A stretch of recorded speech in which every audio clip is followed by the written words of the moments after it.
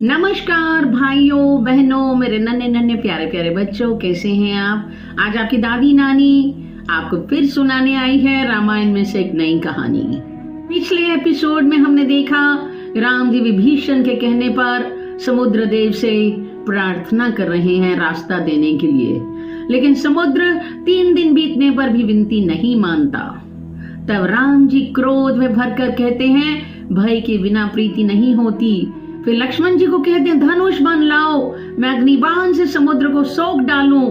मूर्ख के आगे विनय, कुटिल व्यक्ति के आगे प्रेम की बात, कंजूस को उदार होने का उपदेश काम नहीं करता है। जैसे बंजर जमीन में बीज बोने का कोई फल नहीं होता, इसी तरह से अहंकार में फंसे हुए आदमी को ज्ञान की कथा, लोभी को वैराग्य की कथा, क्रोधी से शांति की बात और कामी से भगवान की कथा कोई काम नहीं करती है। ऐसा कहकर राम जी ने धनुष चढ़ाया।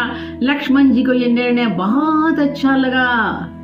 प्रभु ने भयानक संधान किया, जिसे समुद्र के अंदर अग्नि की ज्वाला उमड़ी।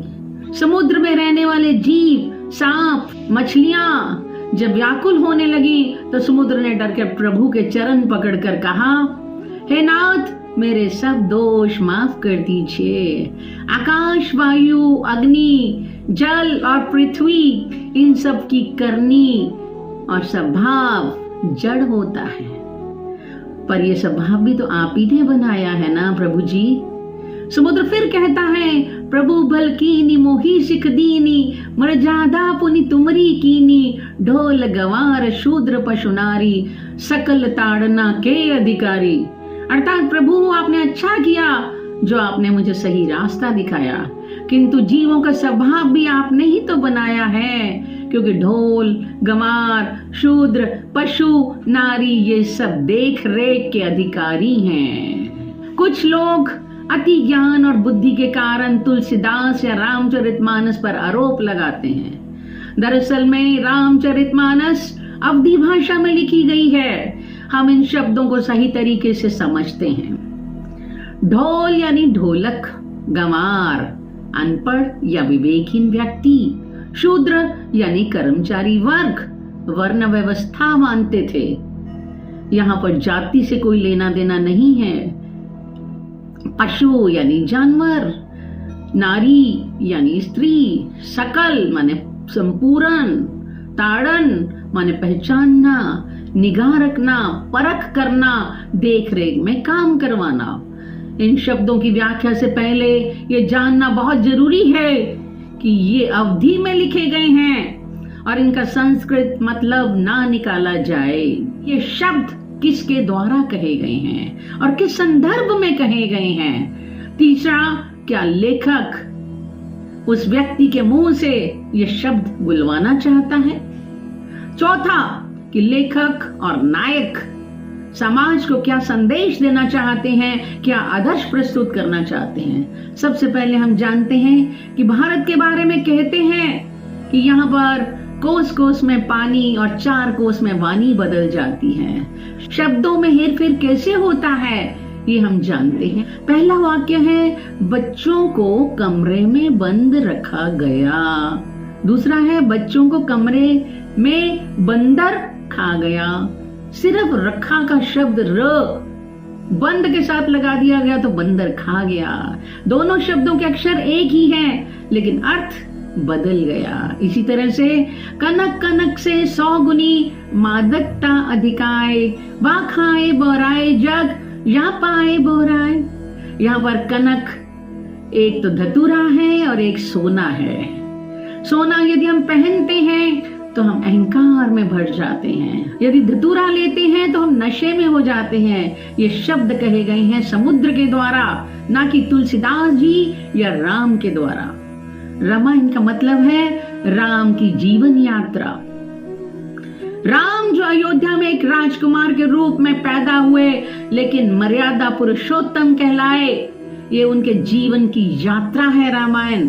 रामचरितमानस में भी मर्यादा पुरुषोत्तम राम का चरित्र चिंतन है, जिसने समाज को आदर्श जीवन जीने की प्रेरणा दी।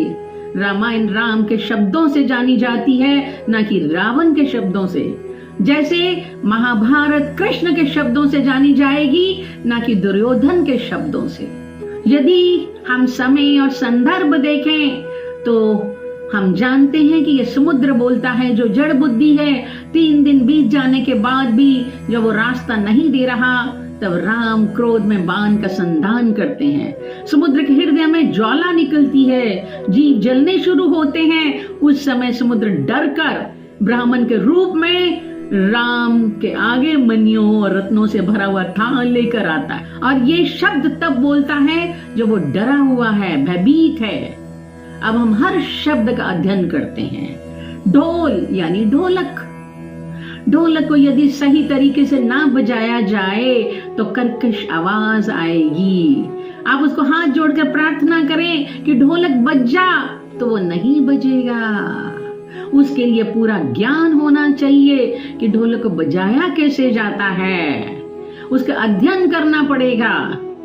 उसकी यदि कोई भी नट बोल्ट इधर उधर हो जाता है, आवाज सुरीली नहीं निकालता, तो हमें उसे ठीक भी करना पड़ेगा। हमें स्वर का ज्ञान भी होना चाहिए, तभी ढोलक सुरीली मधुर आवाज देगा।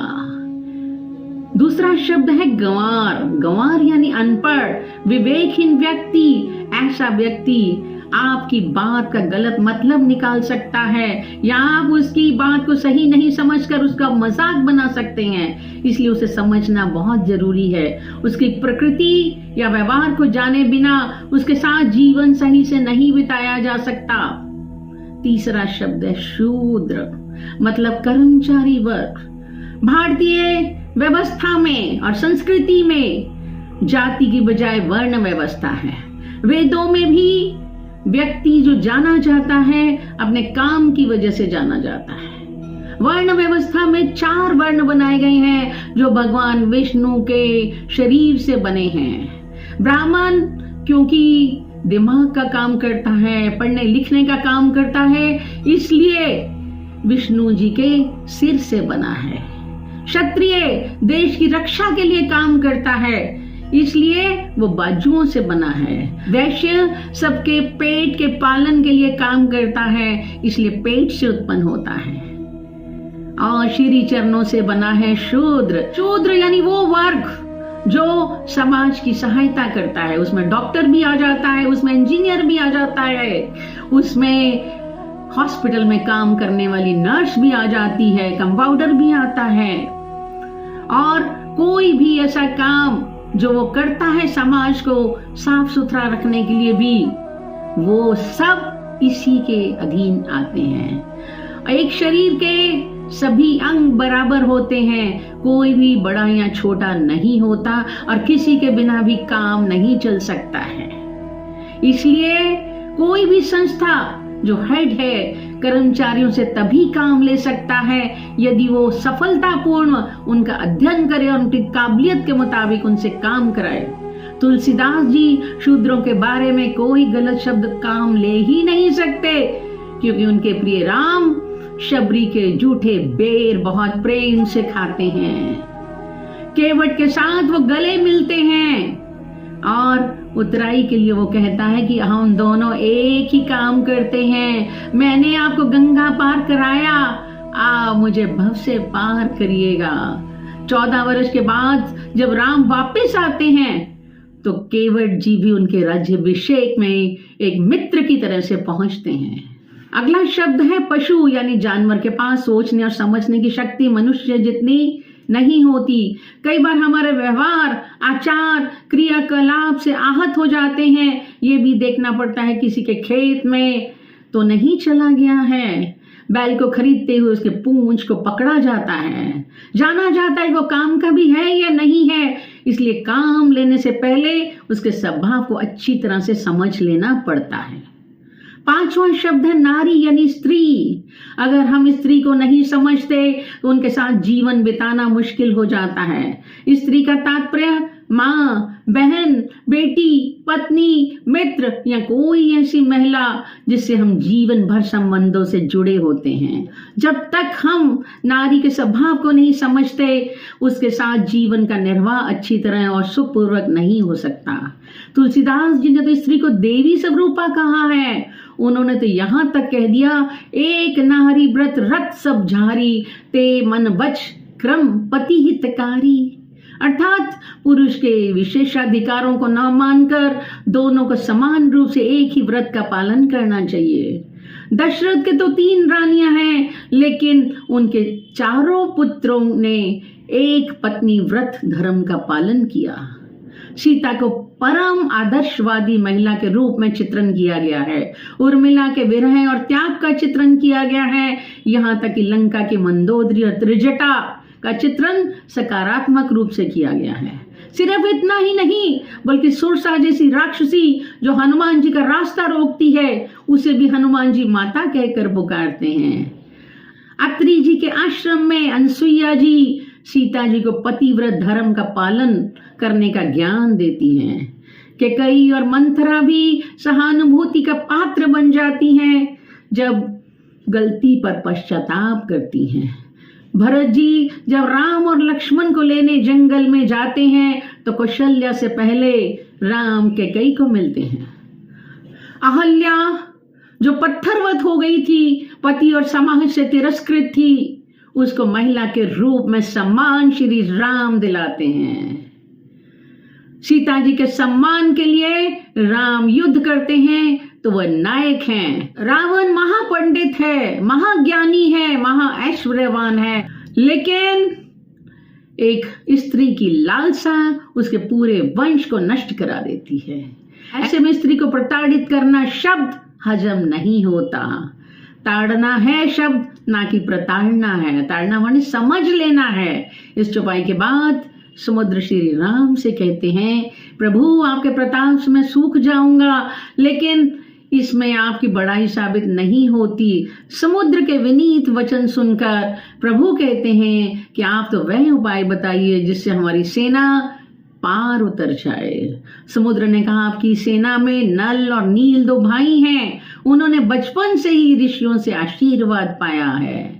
बड़े से बड़े पहाड़ को भी वे स्पर्श कर देंगे तो आपके प्रताप से समुद्र में वो तर जाएंगे। समुद्र को इस तरीके से बांधिए कि आपकी ख्याति और यश तीनों लोकों में फैले।